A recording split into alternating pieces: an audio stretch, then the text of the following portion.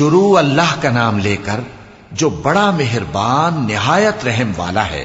میں روز قیامت کی قسم کھاتا ہوں اور نفس لوامہ کی قسم کھاتا ہوں کہ سب لوگ اٹھا کر کھڑے کیے جائیں گے۔ کیا انسان یہ خیال کرتا ہے کہ ہم اس کی بکھری ہوئی ہڈیاں اکٹھی نہیں کریں گے؟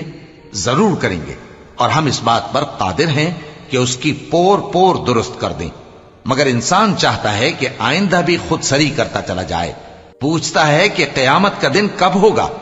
سو جب آنکھیں چندھیا جائیں اور چاند گہنا جائے اور سورج اور چاند جمع کر دیے جائیں، اس دن انسان کہے گا کہ کہاں ہے بھاگنے کی جگہ؟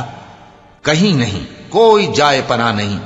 اس روز تمہارے پروردگار ہی کے پاس تمہیں جا ٹھہرنا ہے۔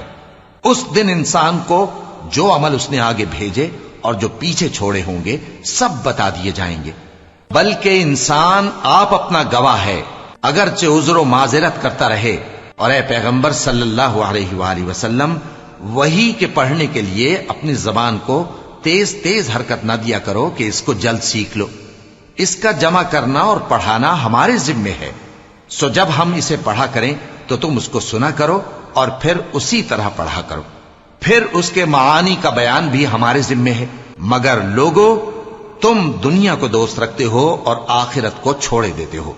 اس روز بعض چہرے رونقدار ہوں گے، اپنے پروردگار کی طرف نظر کیے ہوئے ہوں گے، اور بہت سے چہرے اس دن اداس ہوں گے، خیال کریں گے کہ ان کے ساتھ کمر توڑ معاملہ کیا جائے گا۔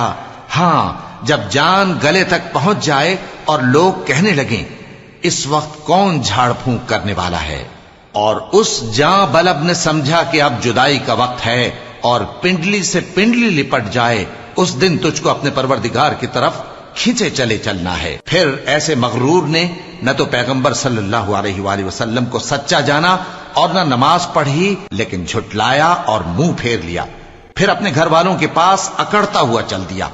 خرابی ہے تیری، خرابی پر خرابی ہے، پھر خرابی ہے تیری، خرابی پر خرابی ہے۔ کیا انسان یہ خیال کرتا ہے کہ اسے یوں ہی چھوڑ دیا جائے گا؟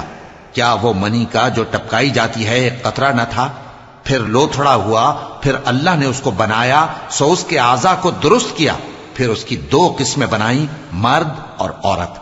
کیا اس کو اس بات پر قدرت نہیں کہ مردوں کو زندہ کر دے؟